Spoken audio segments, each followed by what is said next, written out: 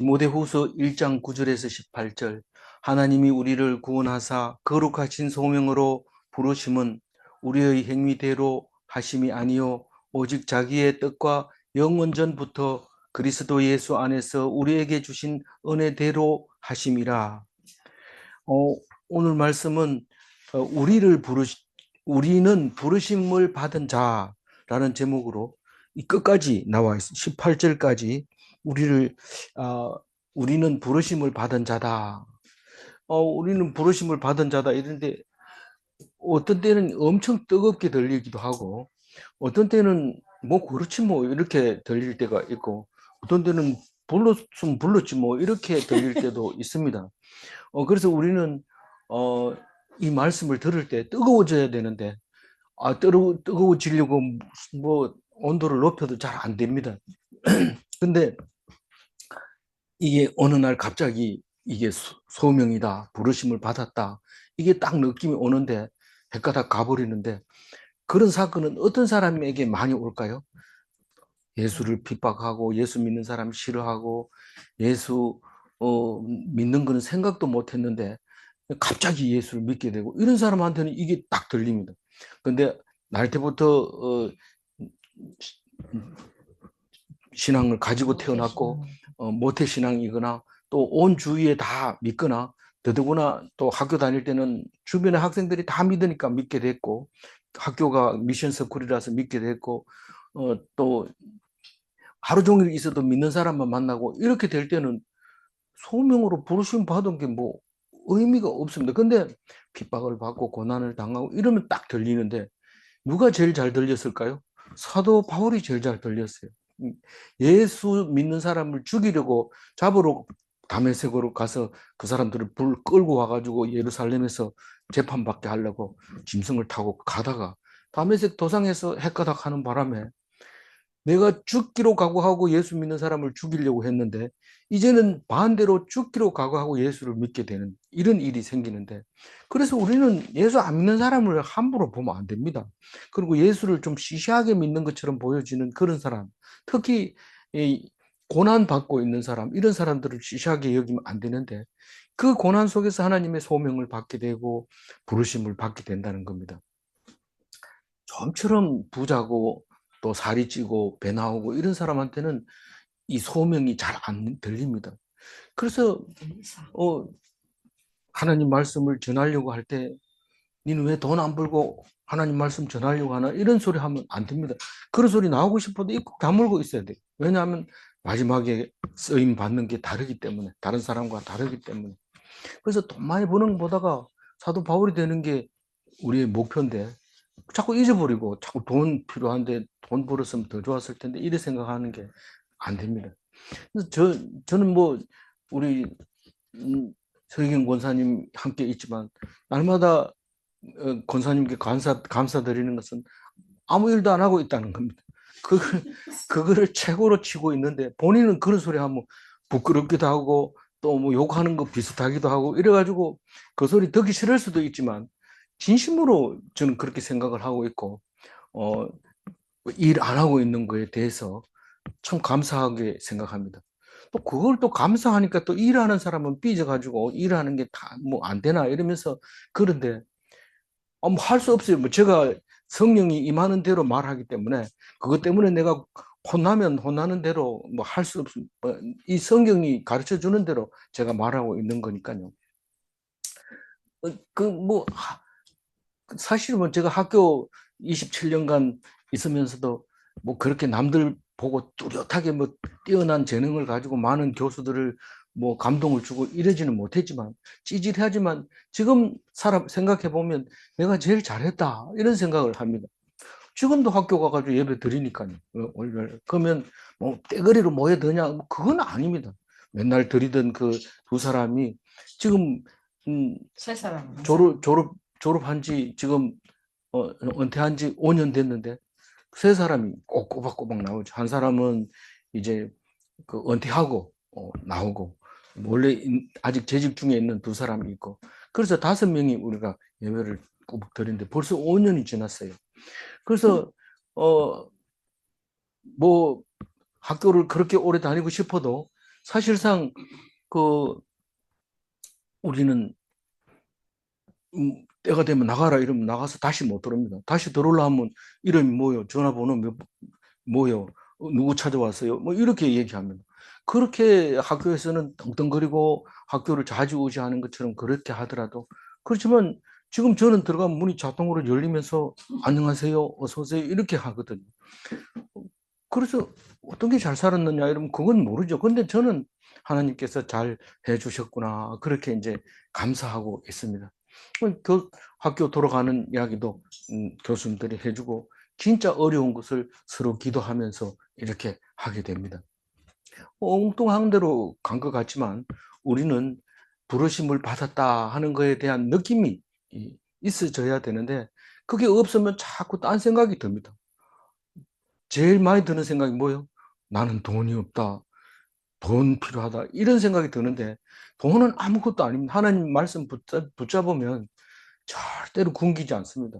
한 끼도 안 굶깁니다. 우리 장인아 집사님이 그런 얘기 많이 해요. 한 번도 굶긴 적이 없어요. 난 일 안 했는데.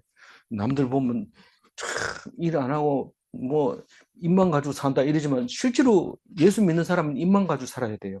입만 가지고 사는 게 무의도식 한다 그러는 건데 나쁜 말이죠. 옛날에는 무의도식을 나쁘다고 그랬는데 하나님 말씀 붙잡은 사람은 옛날에도 무의도식 하는 사람이 있어요.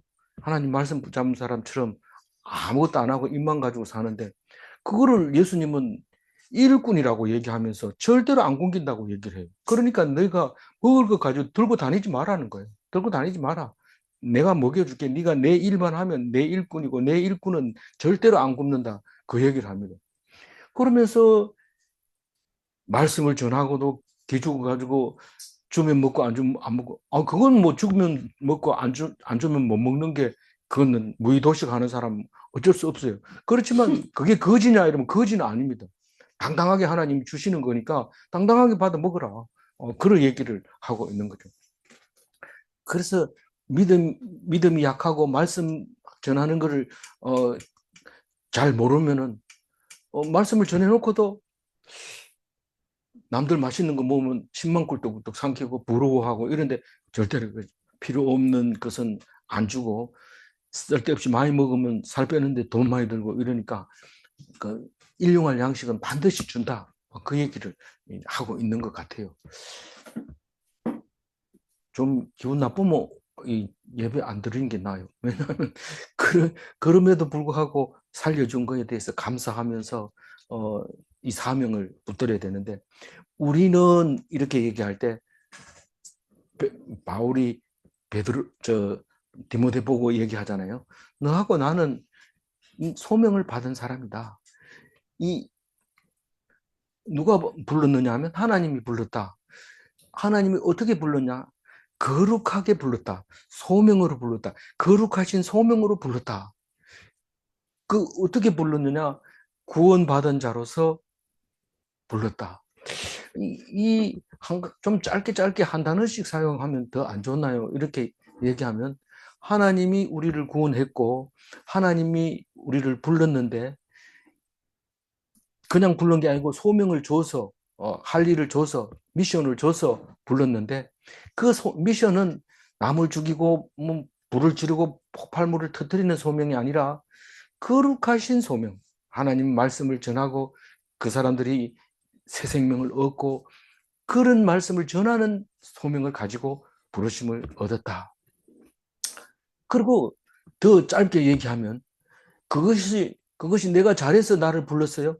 내가 그동안 교회 생활 잘하고 남들 다 칭찬하니까 나를 하나님이 불러서 믿음을 줬습니까? 아닙니다. 여기 뒤에 나오는 오직이라는 단어가 그럼에도 불구하고 이런 단어입니다. 그러니까 내 행위는 진짜로 별 볼 일 없어요. 내가 70살까지 살 수 있는 하나님 앞에서 옳은 행위를 한 게 하나도 없어요. 오히려 일도 잘 못하고 삐리삐리하고 맨날 기죽어 있고 좀 열등감을 가지고 있고 이랬는데 오히려 하나님께서 나를 택하신 건데 우리의 행위대로 한 게 아니다. 뭐 조금 잘하면 잘난 척하고 이런데 네 행위로 그러냐. 장로 됐다고 목에 힘 빵 주고 이러면 네가 그런 게 하나님 준 거니까 하나님 나 같은 인간을 장로라고 사람들이 인정해줘서 감사합니다. 그리고 기뻐함으로 살아야 되지. 네가 뭐 잘한 것처럼 남보고 이래를 저래를 하고 어 그런 거 하지 마라. 그래서 예수님이 그러잖아요. 망대가 무너져서 사람들이 죽었는데 너희들 정신 차려라. 그 망대에 깔려 죽은 사람이 자기 죄로 죽었는 줄 아느냐? 그렇게 야단치면서 너희들이 살아있는 걸 그냥 감사하고 살아있을 때 하나님 말씀 잘 들으라. 그 얘기를 할 때 그 얘기합니다. 우리는 누가 죽었다 이러면 아이고 고사하다 잘 됐다 이렇게 할 때 바로 그것이 너한테 온다는 것을 기억해라. 그럼 어떻게 해야 돼요?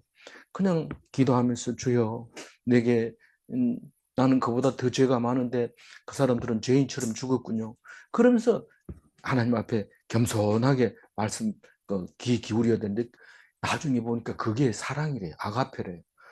막 감정을 쓰고 이런 게 아니고 그냥 피동적으로 하나님이 주시는 대로 하나님만 보고 감사하고 기뻐하고 욕하지 말고 그렇게 살아야 된다. 그래서 우리의 생활이 그럴지라도 그럼에도 불구하고 하나님 뜻으로 우리를 택해 주셨다는 거예요. 아니, 자꾸 알고 싶어요. 하나님 도대체 무슨 뜻으로 나를 불렀습니까? 왜 불러서 이렇게 힘들게 합니까? 그건 내 뜻이야. 내 뜻은 네가 알 수도 없어. 얘기해도 소용없어. 사실은 알죠. 알면서 하나님 뜻이 뭔데요? 자꾸 이렇게 물어보는데 하나님의 뜻은 우리가 하나님 말씀 가지고 전파하려고 하는 쓰임 받게 하려고. 그러니까 나는 그냥 믿기만 하면 되는 거예요. 힘 하나도 안 들어요. 뭐 그 믿는데 뭐 돈 얼마 드냐 이게 아니고 그냥 믿기만 하면 돼요. 그런데도 엄청난 것을 주시는데 사실 하나님 뜻이 어딘지 잘 모르지만 나는 안 할래요. 이러면 진짜 안 한다면 그것은 하나님이 계획을 세워놓은 겁니다. 언제부터요? 창세 전부터, 영원 전부터 그 사람은 안 믿기로 작정했는데 말씀을 들으면서 자기가 믿는 줄 알고 오해하고 이제부터 안 믿을래 이런데 진짜 안 믿는다면 그거는 영원 전부터 안 믿게 예정돼 있었다는 겁니다. 놀라운 일이에요. 그런 얘기하면 점점 더 삐집니다. 내 노력으로 이렇게 왔는데 그거를 내가 노력으로 한 거 아니고 하나님이 했다고 그러니까 나는 그 뭐 아무것도 아니네. 그럼 내가 열심히 일해서 인정받는데 그거 갈래. 갑니다. 가서 돌아올 수도 있지만 만약에 정말 가서 안 돌아온다면 그건 하나님이 처음부터 정해놓은 겁니다. 다만 우리가 믿는 사람이 변할 수도 있잖아요. 이러고 막 따질 때 그건 네가 쏘은 거지. 우리의 믿음에 대해서는 우리는 모른다. 하나님이 정해놓은 거다. 확실합니까? 확실하다. 네 나가가지고 봐라. 어떻게 이 개가 사람처럼 서서 걸어 다니는 개가 있는지 봐라. 하나님이 못 걸어 다니게 만들어 놨다. 할 말이 없는 거예요. 그래서 우리를 어디에서 우리에게 주셨다. 그러냐면 예수 그리스도 안에서 우리를 주신 은혜대로 하셨다. 문장이 깁니다. 근데 우리를 예수 안에서 부르심을 받았다는 거예요. 예수 밖에 나가가지고 그럼 하나님이 예정한 대로라면 내가 밖에 나가서 내 멋대로 하고 사업도 하고 뭐 여러 가지 일을 할 때 내 마음대로 할 수 있겠네. 그런 내용하고 관계없이 우리는 예수님 안에서 이 말이 통한다는 거예요. 이 말이 예수 안 믿는 사람한테는 이게 통하지 않습니다. 이걸 가지고 안 믿는 사람한테 아우 우리는 다 뭐 이렇게 예정대로 돼 있다 이러면은 다툼이 일어날 수 있고 논쟁이 일어날 수 있는 겁니다. 그러나 예수 그리스도 안에서는 다시 말해서 믿음 안에서는 이게 말이 된다는 겁니다. 이 뒤에 예수 그리스도 안에서 이게 나오고 우리 안에서 이게 나오고 안에서라는 말이 나오는데 예수님이 그 전에 그랬잖아요. 내가 네 안에 네가 내 안에 있으면 우리는 새로운 피조물로 세상 사람하고 다르고 완전히 계획된 하나님의 계획에 의해서 만들어지는 사람이 된다. 그 얘기를 하는데 실제로 달라지는 거 없는데요. 달라지는 거 없지만 네 믿음으로 말미암아 그것을 보게 된다. 새로운 거라는 걸 보게 된다. 그거를 말하고 있는 겁니다. 그래서 예수 그리스도 안에서 우리가 만들어졌는데 그게 뭐라는 거예요? 은혜라는 거예요. 은혜.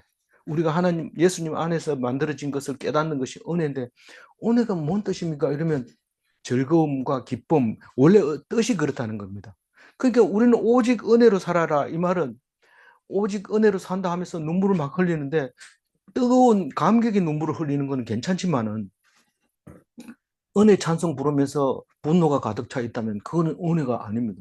항상 기뻐하고 항상 즐거워하면서 기도하면서 감사하면서 그렇게 살아가는 게 하나님의 은혜로 사는 사람의 모습입니다. 그게 하나님의 뜻이기도 하고요. 그래서 10절 읽어봅니다. 이제는 우리 구주 예수 그리스도 예수의 나타나심으로 말미암아 나타났으니 그는 사망을 패하시고 복음으로써 생명과 썩지 아니할 것을 드러내신지라. 그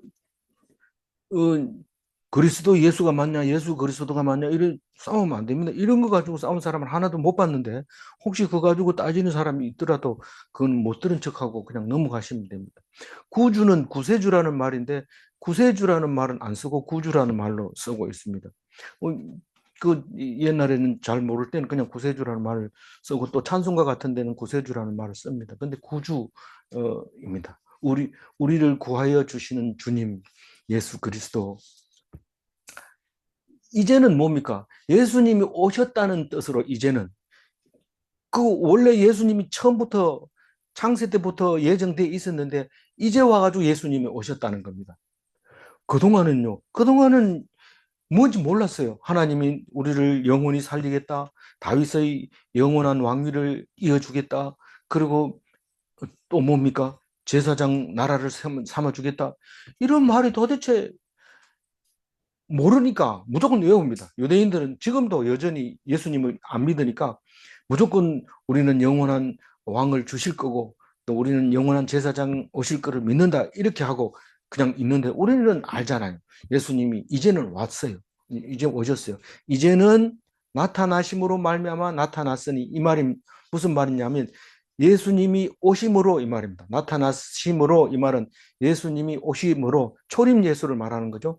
오심으로 말미암아 뭐가 나타났다는 것을 우리가 안 죽고 영생한다는 것을 예수님이 오셔가지고 보여줬다는 거예요. 그게 나타났다는 거예요. 그는 사망을 패하시고 사망을 패했다는 것은 모든 원수를 다 이기고 우리 어제도 묵상했지만 마음속에 사탄이 얘기하는 두려움을 막 주는 거예요. 근데 예수님이 오셔가지고 그런 원수를 다 물리치고 사탄 이런 원수를 다 물리치고 마지막 원수인 사망까지도 이기고 죽음 가운데서 다시 살아나셨다. 그거를 보여줬다는 거예요. 그걸 보여줘. 예수님이 오심으로 그것을 보여주셨으니 사망을 패하시고 복음으로서 생명과 썩지 아니할 것을 드러내신지라. 이 썩지 않는다는 것은 영원하다는 거고 뭐가 안 썩느냐 하면 생명이 안 썩는다는 거고 복음이 안 썩는다는 거예요. 천지는 없어져도 말씀은 안 없어진다. 복음이라는 것은 소리입니다. 그래서 이 성경이 아무리 있어도 집에 꼽아놓으면 소용없고 읽고 소리를 내서 말해야 됩니다. 요즘은 말 안 해도 되는 게 있잖아요. 말해놓고 녹음해놓고 틀어놓으면 또 나오니까 힘 안 들잖아요. 그래도 그것은 아무리 녹음해놓고 녹화를 해놔도 듣는 게 최고입니다. 그거 다시 들으면 딴짓을 하면서 들으면 잘 안 들립니다. 그러니까 하여튼 이 복음은 소리 내서 읽고 전해주고 내가 읽어서 내 귀로 듣고 남에게 전해주고 소리로 들려야 돼요. 이 소리로. 어쨌든 종이로 적혀 있지만 종이가 중요한 게 아니고 소리로 진동으로 귀에 들려야 됩니다. 그래서 그 맹인이 이 복음을 잘 받아들일까요? 김어거리가 잘 받아들일까요? 뭐 그걸 또 두 장애자 갖다 놓고 또 얘기하면 곤란해지지만 귀는 열려 있어야 돼. 눈은 안 보여도 귀는 열려 있으면 그 복음이 계속 들리기 때문에. 그리고 임종할 때는 녹음기를 틀어서 찬송가를 틀어주는 게 굉장히 편안하게 가는 그런 좋은 방법이다. 방법이라기보다 그쪽이 낫다. 그렇게 얘기를 하죠.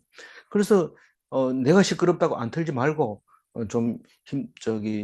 임종이 가까운 분들은 항상 음악을 찬송가를 틀어주고 그게 뭐 테이프 갈아 끼기 힘들면 그냥 CBS 틀어놓고 그렇게 하는 게 좋습니다. 어쨌든 영원한 복음, 영원한 생명을 예수님이 보여주셨어요. 죽음에서 살아나심으로. 그건 자세히 얘기 안 해도 디모데는 계속 그 얘기만 했기 때문에 알아듣습니다. 11절 읽어봅니다. 내가 이 복음을 위하여 선포자와 사도와 교사로 세우심을 입었노라. 그 예수님이 오셔가지고 제일 큰 말을 하는 게 율법으로 너희들 구원 못 받는다. 은혜로 받는다. 그 은혜는 그 나를 알아야 그게 은혜가 된다. 안식일을 지키라고 하니까 내가 안식일의 주인이다 이러니까 바리새인들이 율법학자들이 그냥 떼거리로 대들어서 신성모독이라고 하면서 죽여버리잖아요. 그러니까 이 사도 바울은 예수님처럼 복음을 위해서 내가 부르심을 받았다, 세우심을 받았다, 사명을 얻었다 그렇게 얘기하는데 그거를 그러면 다 똑같이 사명을 받은 사람끼리 어떻게 합니까? 받은 사람끼리 어떻게 하는 게 아니라 받은 사람은 어떻냐? 선포자로. 말씀을 가지고 자꾸 선포하는 거예요. 말씀을 그냥 적어놓고 몇 장 몇 절이 있다 이게 아니고 몇 장 몇 절이 이렇게 선포를 한다. 내가 오늘 여기서 이 말씀을 선포한다. 이러면 갑자기 나쁜 짓을 하던 사람들도 마음이 찔림을 받고 돌아오게 되는 거죠. 그게 선포자죠. 말씀을 선포하는 건 뭐 새로운 거 법을 정해가지고 자기 법을 선포하는 게 아니라 말씀을 가지고 말하는 게 선포자입니다. 사도는 뭡니까? 예수님의 제자, 뭡니까? 디사이플. 디사이플이 사도잖아요. 제자를 말하는 거, 제자를. 교사는 가르치는 거. 근데 사도는, 그야말로 12사도도 다 그렇게 갖는 걸로 알고 있지만, 하나도 그냥 죽지 않고 다 순교했다고 합니다.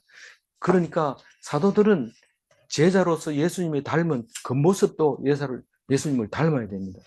그러나 선포자는 그냥 성경 가지고 선포하는 것이 제 생각에는 선포자가 제일 쉬울 것 같아요. 그 다음에 사도는 잘 죽어야 되고 끝까지 죽는 거에 대해서 자기가 장담 못하니까 사도가 된다는 것은 스스로도 안 되는 것 같아요. 그 다음에 교사는 가르치는 거예요. 이거는 이런 뜻이야, 이건 이런 뜻이야 이러고 가르쳐 주는 건데 여기서 뭐 물리학을 가르치는 거 그런 것도 같은 교사냐 그건 아닙니다. 진리를 가르치는 교사, 성경 말씀을 가르치는 교사라고 그렇게 생각하면 될 겁니다. 그걸 위해서 세우심을 입었다 그렇게 얘기를 합니다. 그러니까 우리는 네가 교사가 될래 뭐가 될래 그건 모르지만 하여튼 자기가 타고난 그걸 가지고 받은 대로 은사대로 그렇게 해야 됩니다.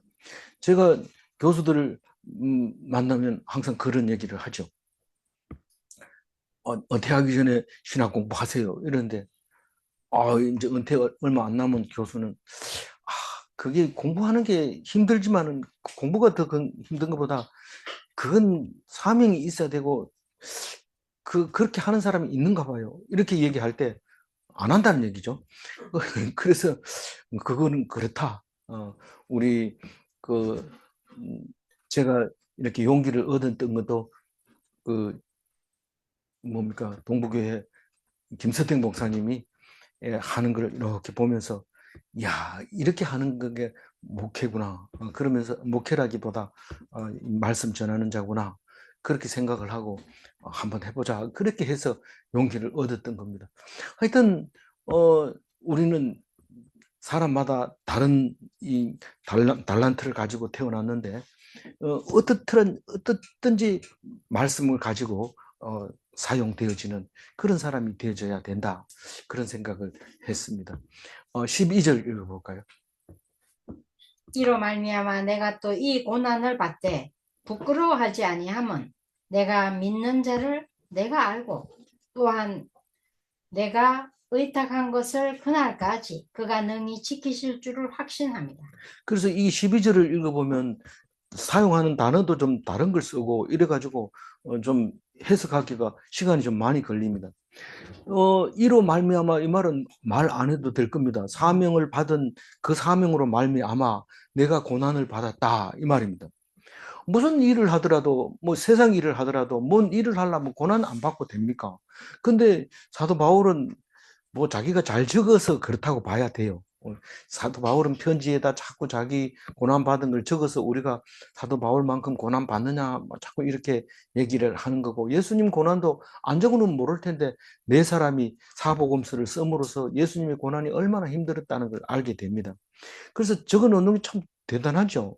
사실 사도 바울처럼 죽은 사람이 사도 바울만 그렇게 죽은 게 아닙니다. 그 로마 시대의 그 짐승들을 갖다 놓고 잡아먹히고 이러는 것들은 그 당당하게 그 잡아먹히는 이야기가 나오잖아요. 어떤 용기로 저렇게 겁 없이 이 사자에게 찢겨 죽는가? 그 사도 바울 못지않게 죽음이 그렇게 힘들었지만은 그럼에도 우리는 그 기록이 없으니까 그냥 이야기만 듣고 마는 거죠. 근데 그게 그때만 그런 게 아니라 지금도 말씀을 가지고 죽임을 당하기도 하고 많은 고난을 당하는 사람도 있습니다. 그래서 우리는 자꾸 쉽게 바울은 사명을 받았으니까 고난 받지만 우리는 고난 주지도 않아요. 자격이 안 되니까. 그렇지만 겁내지 마시고 안 받으려고 피해 댕기지 말고 바울을 닮아서 힘있게 말씀 때문에 고난 받아야 돼요. 그래서 그 고난 받으면 보통 쪽팔리잖아요. 어디 가면은 쟤는 예수쟁인데 가까이 하지 마라. 그 약간 좀 도른 사람, 광신도다. 그러니까 옆에 안 가는 게 좋겠다. 이래도 전혀 부끄럽지 않습니다. 이 맨 처음에는 예수 믿는 게 굉장히 부끄러워서 우리 가까운 교회 장로님도 신문지에 싸가지고 그래가지고 주일날 성경을 싸가지고 갔대요. 가고 이 품에 넣어가지고 가기도 하고 그랬는데 뭐 이제는 안 그런지 모르겠어요. 그래도 뭐 예배 드릴 때 올 때는 성경책은 안 가지고 옵니다. 근데 어쨌거나 그런 그 부끄러워하는 게 있는데 뭔가 좋긴 좋은데 아직 남들에게는 얘기할 수 없는 그런 겁니다. 사실 막 걸어 다니다가 니 왜 쓸데없는데 그 게임에 빠져가지고 그런 종교에 빠져가지고 그러냐 이렇게 해서 말도 못하고 끌려갈까 봐 겁이 나서 그럴 수도 있어요. 그렇지만 만약에 부끄러워한다면 사도 바울을 안 닮은 거죠. 그래서 오히려 부끄러워 안 한다는 얘기는 때려라 뭐 막 이렇게 욕해라 욕이 배 따고 들어가냐 이러고 막 이렇게 대들 정도는 아니니까 그런 거죠. 그래서 내가 믿는 자가 누굽니까? 예수님을 말하는 거예요. 예, 사도 바울이 예수님을 내가 알고 예수님을 안다는 거예요. 그 알기 때문에 내가 안 부끄럽다는 거예요. 예수님은 십자가에 달려 돌아가시면서 모든 원수를 이겼는데 내가 조금 얻어맞는다고 해서 부끄러워할 일이 뭐가 있느냐는 거죠. 내가 알고 또 내가 의탁한 것을, 요게 좀 어려운데 정확하게 얘기하면 내가 내게 맡긴 것을 이 말입니다. 내가 의탁한 것을 그날까지 지켜줄 것이라 확신한다 이 말인데, 내가 의탁한 것을 아니고 내가 나에게 맡기신 것을 그날까지 지켜줄 것을 믿는다 그 말입니다. 그날이 언제입니까? 우리가 항상 기다리는 그날, 어서 오십시오 하는 그날. 언제예요? 예수 재림의 날. 그날은 어떤 날이에요? 산자와 죽은 자를 심판하러 오시는 날. 산자는 어떤 자가 산자고요? 하나님 말씀 꼭 붙잡아서 있는 사람. 그럼 죽은 자는 안 믿는 자인데 그거를 교회 안에서도 향락을 좋아하는, 참 과부가 아닌 사람은, 향락을 좋아하는 사람은 숨은 쉬고 있지만 그건 산자가 아니다. 그날 오면 판단 난다. 요거는 산자, 요건 죽은 자 이렇게 판단 난다. 거의 댕겨도요. 댕겨도 향락을 좋아하면 그래 된다. 그러면서 술 먹으면서 오늘 오겠나 이러면서 오늘 한 잔만 먹자 이랬는데 모릅니다. 그거는 우리 알 수가 없습니다. 근데 그런 사람에게는 속히 오고 어서 오십시오 이런 사람에게는 좀 더 살아라 이런데 너무 잔인하지 않아요? 오라 하면 빨리 오고 오지 말라면 안 오면 더 좋겠는데 예수님은 어서 오십시오 이러면은 잘 안 오고 언제 오겠나 이런 사람한테 갑자기 나타나가지고 도둑처럼 나타나고 구름 타고 나타나고 또 번개같이 나타나고 그렇게 나타납니다. 그날까지 뭘 지켜준다는 거예요? 생명을 지키. 내게 의탁한 것을 끝까지 갈 수 있도록 완주할 수 있도록 바울이 마지막 바울 영화를 보면 완주하게 해달라고 기도하잖아요. 그리고 마지막에 완주하게 해주셔서 감사합니다 하고 목이 잘리잖아요. 그러니까 끝까지 나를 지켜주실 것을 믿기 때문에 확신하기 때문에 내가 부끄러워하지 않는다는 거예요. 고난을 부끄러워하지 않는다. 13절 읽어볼게요. 너는 그리스도 예수 안에 있는 믿음과 사랑으로서 내게 들은 바 바른 말을 본받아 지키고. 네, 이거는 무슨 뜻인지 알지만 자세하게 한번 읽어봅시다. 너는 디모데는 그리스도 예수 안에 있는 믿음. 그 믿음은 쓸데없는 믿음이 있어요. 괜히 맹신한 때가 있습니다. 뭐 아마 자꾸 그런 얘기가 나와서 입에서 나와서 안 하고 싶은데 어떤 사람을 믿고 있었는데 그 사람이 어떤 시간이 되면 또 뒤집혀 가지고 믿지 못할 사람이 돼버리고 또 믿지 못할 사람이 돼버리고 이렇게 됩니다. 근데 예수 안에서 믿는 믿음은 그건 보통 믿음이 아니죠. 목숨을 내놓고 믿는 거죠. 그 예수 안에 있는 믿음, 그 믿음을 말하는 건데 사랑은요. 그것도 예수님 안에 있는 사랑이죠. 그래서 예수를 믿고 나서 들은 게 있는데 뭐를 들었어요? 누구에게? 바울에게 들은 게 있는데 그 들은 게 무슨 말이냐면 바른 말이라고 얘기해요. 바른 말은 진리를 말하는 거고 성경을 말하는 거고 정의로운 말이고 그런 말인데 그냥 이걸 빨리 읽어버리면 뜻은 알지만 이 몸에 배이지를 못하고 그냥 슬쩍 지나가는 것처럼 보여요. 그래도 많이 읽으면 콩나물에 물 주듯이 자라긴 합니다. 그런데 천천히 읽으면 좀 물을 적게 받아도 진하게 잘 자라게 되는데 오늘 내게 들은 바 바른 말을 본받아 지키고 그럼 내가 한 말을 그대로 해도 된다. 어떤 부목사님은 그 담임 목사의 말을 흉내를 내서 억양도 비슷하게 하고 이렇게 하는데 그래도 그 본인이 말하는 거하고 흉내 내는 거하고 다르지만 그래도 본받아서 지켜라. 디모데가 사도 바울과 같지는 않지만 본받으려고 애썼던 그 바울이 아들이라고 부르는 디모데였던 거죠. 14절 읽어볼까요? 우리 안에 거하는 성령으로 말미암아 내게 부탁한 아름다운 것을 지키라. 우리 안에 거하시는 성령, 예수님 안에 성령, 우리는 예수님 안에 있다고 얘기를 하고 성령님은 우리 안에 있다고 얘기를 합니다. 성령님도 예수님도 이때 당시에는 정확하게 구별을 못했지만 우리는 알고 있습니다. 성령님이 예수님이고 그게 말씀이라고 하는 것을 압니다. 그래서 예수님 안에 있는 거, 그 다음에 우리 안에 성령이 있는 거, 다 말씀이 있는 겁니다. 물론 겉모습으로는 다른 귀신 들린 거하고 비슷합니다. 뭐 남들이 알아듣지 못한 말하고 했던 말 계속하고 반복하고 또 기뻐하고 때려도 뭐 희죽희죽 웃고 이런 걸 보면 성령 취한 거나 술 취한 거나 귀신 들린 거나 거의 비슷하게 보입니다. 그러나 우리는 그게 그냥 근거 없는 거기에서 나오는 게 아니라 말씀으로 나오는 거기 때문에 절대로 성령은 다른 영과 다른 거죠. 예수님을 말하는 거죠. 그래서 네게 부탁한 아름다운 것을 지키라. 네게 부탁한 아름다운 것이 뭔가요? 잘 모릅니다. 성령이 내 안에 거하시고 그 입에서 나오는 말이 다 하나님이 부탁한 아름다운 것인데 자기가 한 말은 자기가 지켜야죠. 그것을 내가 예수님을 위해서 죽겠습니다. 이러면 죽어야 되죠. 그래 놓고는 뭐 딴짓을 하고 너는 교회 가지 마라 이런 식으로 한다면 그건 사기 당하는 거고 사기 친 사람이고 안 되는 거죠. 그래서 죽어야 됩니다.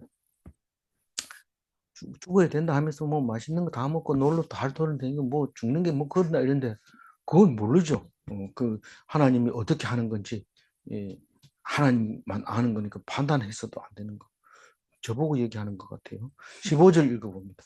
아시아에 있는 모든 사람이 나를 버린 이 일을 내가 안 하니 그 중에는 부겔로와 허모게네도 있느니라. 이 아시아라는 말이 나오면 헷갈리는 사람이 있어요. 이 아시아라는 단어는 어디서 나오면 유럽에서 나온 건데, 이스탄불 보스포러스 해협 건너다 보면 보이는 그 해협을 기준으로 해서 이쪽 편은 유럽이고 이쪽 편은 아시아입니다. 그러니까 그 터키죠. 터키 이스탄불인데 그 이스탄불 작은 해협을 기준으로 해서 유럽과 아시아로 나누어지게 됐는데 땅덩어리가 그렇게 갈라져 버려서 그렇게 된 겁니다. 다른 건 강도 가르고 다 가르지만 다 붙어 있어요. 상류로 가면 다 붙어 있지만 그거만큼은 이 땅이 나누어져 있어요. 거기 23km인가 그래요. 해협이 그 짧은 해협이. 그런데 그걸 기준으로 해서 이쪽이 유럽이고 이쪽이 아시아인데 이때 성경이 쓰여지고 또 난 다음에 성경이 막 발달하고 이럴 때는 오리엔트 문화로 해가지고 이 아시아 쪽에서 일어나는 문화를 오리엔트 문화라고 해뒀는 문화라고 했어요. 근데 나중에는 그게 아시아가 소아시아라고 부르게 됩니다. 그리고 그 중앙아시아, 중국 중심을 중앙아시아라 하고 그 사이에 있는 거를 중동아시아라고 얘기를 하고 아시아, 우리는 극동아시아라고 하고 저 밑으로 내려가면 동남아시아라고 하고 그리고 뭐 여러 가지 이름을 부르기도 해요. 어쨌거나 그러면 아프리카하고 이 중동아시아하고는 어떻게 구분을 하느냐 하면 수에즈 운하를 기준으로 해서 이 운하 이쪽은 아프리카고 이쪽은 아시아고 이렇게 돼 있는 거죠. 그래서 육지가 끊겼느냐 안 끊겼느냐에 따라서 이제 이름이 달라지게 되는데 그래서 이스탄불은 다리 건너면 유럽, 다리 건너면 아시아 이렇게 왔다 갔다 하는 그런 동네입니다. 그리스 터키. 뭐 예? 그리스 터키는 뭐예요? 하여튼 그리스는 유럽이고 터키는 일부는 유럽이고 대부분은 아시아다. 그게 원래 소아시아였다 이런 거죠. 근데 거기에 있는 모든 사람이 나를 버린 이랬는데 왜 모든 사람이라고 해도 말이 틀리지 않을까요? 예수 믿는 사람 중에서도 버린 사람이 있었다. 그렇게 버렸다는 얘기는 배교했다는 거예요. 맨 처음에는 받아들였는데 배교했다. 처음부터 안 믿은 사람은 그 사람들은 원래 버렸던 거고 그거는 뭐 말할 것도 없고 믿은 사람 중에서도 나를 버린 일이 있는데 그게 배교, 다시 말해서 잘 듣다가 안 나와버리는 거죠. 그런 거죠. 그거를 네가 안다. 누가 안다? 디모데가 안다. 왜냐하면 1차 전도회 때 만났던 디모데가 1차 전도회 때 죽을 고생을 하고 돌아왔잖아요. 2차 전도여행 때 만나가지고 따라왔잖아요. 3차 전도여행까지 계속 따라왔는 이제 죽을 때까지 이제 따라와서 편지까지 받고 있는 이 디모데. 그러니까 네가 안다. 내가 배신 당한 걸 네가 안다. 그 중에서 부겔로와 허모게네도 있느니라. 이 두 사람은 훌륭한 일은 안 했지만 아주 이름이 잊어버리지 않을 정말 믿었는데 배신한 사람 뭐 이런 뜻이나 마찬가지입니다. 그래서 이런 사람이 이름이 돼야 돼요. 오네시보로 같은 사람이 돼야 될까요?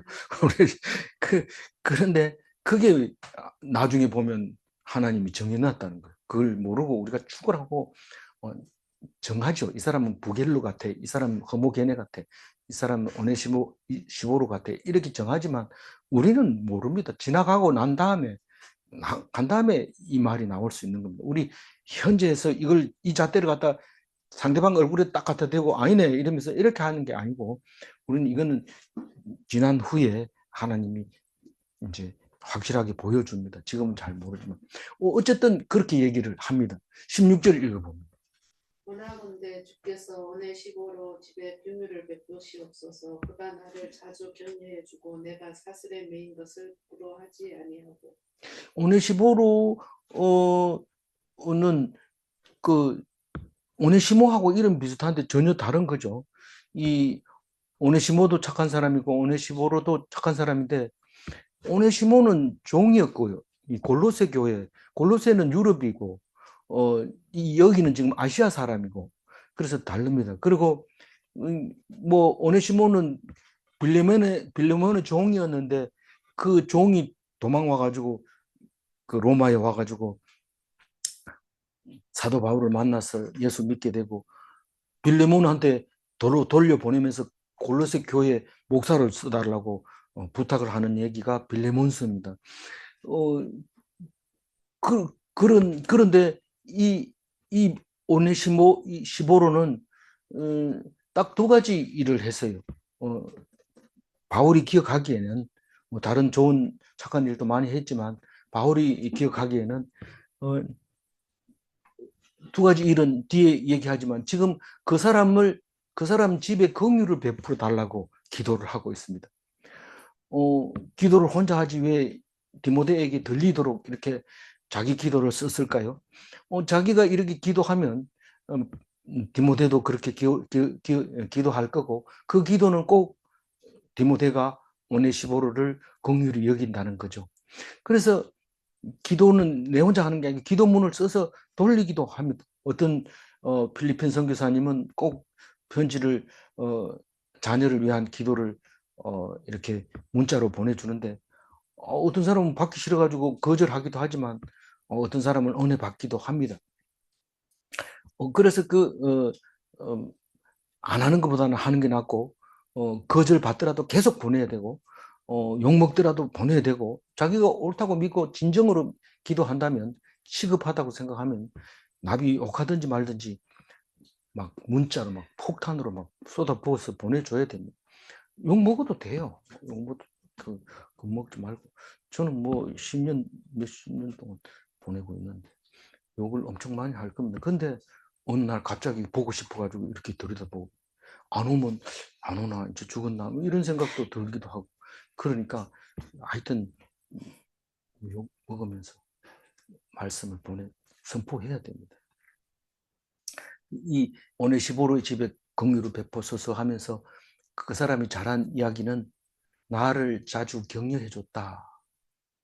내가 감옥에 있는 것을 부끄러워하지 않았다. 그럽니다. 보통은 감옥에 있는 죄인 만나러 못 갑니다. 가면은 이 똑같은 사람이지. 네가 연루되어 있는 거지. 그러면서 누가 붙잡아 갈까 봐 못 갑니다. 근데 그걸 안 부끄러워하고 자주 와서 힘내세요. 우리가 있잖아요. 그러면서 너희들이 있는데 뭐가 힘면 우리는 기도하고 있잖아요. 그러니까 힘내라고 그렇게 해줬다는 거예요. 격려해줬다는 17절 읽어봅니다. 로마에 있을 때에 나를 부지런히 찾아와 만났습니다.